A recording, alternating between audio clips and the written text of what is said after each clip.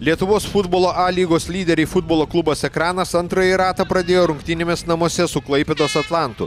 Mūsų miesto komanda turėjo žaisti be Aurimo Kučio, kuris dėl surinktų geltonų kortelių turėjo praleisti rungtynes.